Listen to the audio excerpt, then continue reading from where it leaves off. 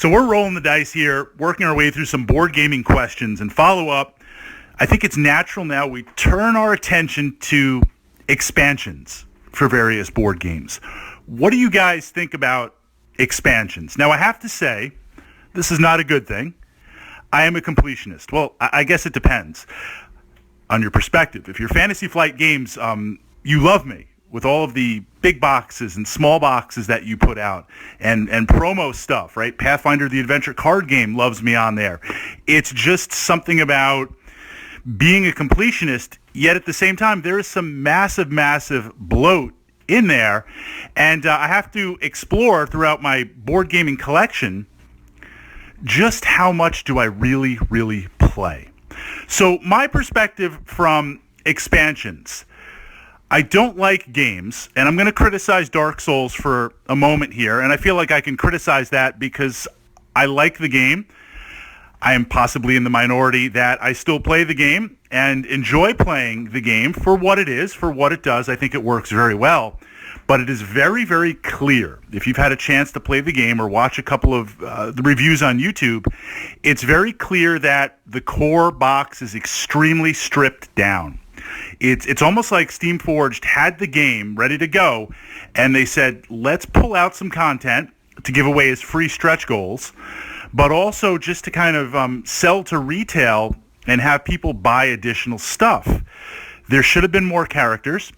There should have been invaders, and quite frankly, there should have been some more minions to bash on, mini bosses and main bosses, a fair amount.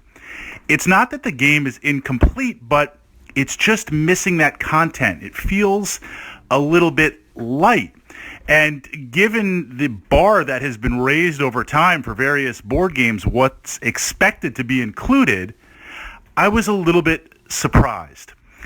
In this case, I don't like, and I use Dark Souls as an example, I don't like board games that are incomplete, and I need to go out and get the expansions to complete what should have been in the core box to begin with on there.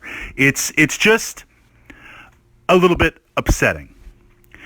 An example of a board game that I enjoy in terms of expansions, and then we're going to kind of look at Fantasy Flight, Conan, the board game. Admittedly, full disclosure, I'm a massive Conan fan. I'm a massive AVP, Aliens vs. Predator fan. So there's certain gaming setups that I really, really enjoy playing. And Conan plays as a skirmish miniature game. It plays as a one versus many game. There are a lot of really, really unique choices in there. And if we look at retail, I did miss the Kickstarter, but if we look at retail, the core is packed with enough stuff. I feel that even if you're not a Conan fan, even if you just pick it up on sale or you're looking to explore it, there's a lot of replayability. There's enough minions and bosses to bash on. There's a good selection of scenarios, and certainly you can go out and look for fan content and other scenarios to play. It works. The big box expansions that are put out for it, they build on it. They offer alternative scenarios to fight in, new monsters, new minions, everything that's out there. It's building on in a good way in that it gives you more, but you're not necessarily overwhelmed with additional rules or rules that you feel like should have been included in the core. I think that's a great example of an expansion done correctly. So now we get to Fantasy Flight Games, which really, now that they've been acquired, what I've noticed with their Star Wars IP, what I've noticed, it surprised me with Middle-earth, and what surprised me with, is it Mansions of Madness on there? It seems like they've really slowed down the expansions on there with what they're putting out, and essentially they seem to be now following this idea of putting out a character pack and putting out a medium box type expansion. I don't know if that's just where we are right now and they're kind of ramping up, or if they're going to go back to examples like Descent, 2nd edition. We're looking at something current. Now, I'm going to put aside games like living card games, like Lord of the Rings. I mean, I love that game, but that's a lifestyle, and that when you're going into it. They lure you in with the core, and core's got some good playability in there, but then you get a taste. and you want to get more characters, you want to get more scenarios, you want to get more items on there, and next thing you know, your collection is just massive. It's almost like a subscription service on there. It's almost like a DLC to kind of download and play on there. Put aside living card games, because that you need to know, or living board games. Are there any examples of a living board game collection out there? Can't off the top of my mind. I'll turn that over into the comments. But in exploring something like Descent Second Edition, I love First too, we got a number of character packs, additional monster packs. We've got big boxes, we've got small boxes, and while they do push the game out in terms of new scenarios, they layer over more and more rules. And what I found was you could only really incorporate one or two at max, because as the overlord, as the players, there's a lot to manage. And certainly the rules are compatible that you could throw everything in and play everything with how it works. But I found the bloat really starts to slow it down. It almost needs to be approached from a role-playing perspective where it's like, hey, here's where we are right now. And then, we're going to jump off and move into this other area. So board game expansions that throw everything at you and layer on additional rules, that's where I find you have to be careful with things. That's where I find it can now start to get out of hand. But I do have to say, before I turn things over to the comments, I do feel a certain amount of pressure on there, where if it's a board game that I really, really enjoy, if it's in that tier 1 that I'm constantly playing, I feel like if I don't pick up all the expansions, if I don't buy in at that moment as it's being released, if it's a current release or a new release, then at some point it's going to go out of print, and at some point just am I going to be able to obtain it? An example of that, and that'll finish us out, Runebound 2nd Edition. I love it. Runebound 3rd Edition. Am I committing heresy here? I love it. I believe it is naturally better than 2nd, because 3rd kind of evolved. It brings in a lot of new mechanics. But 2nd is still very, very competitive and good for what it does.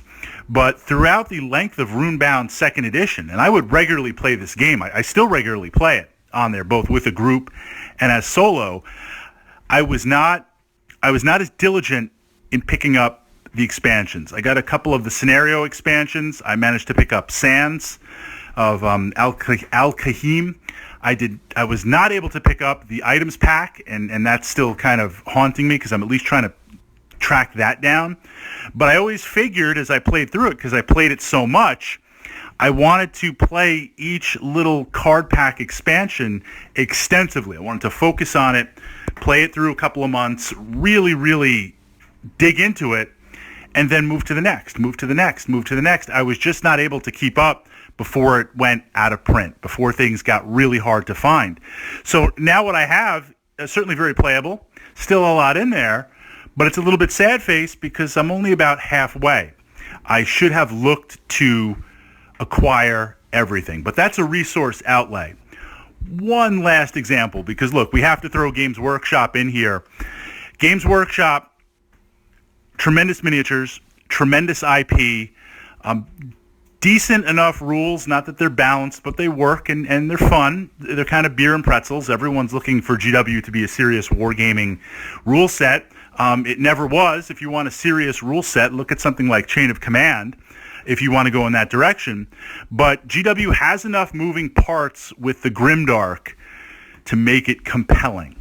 And right now, as of this podcast, Blackstone Fortress.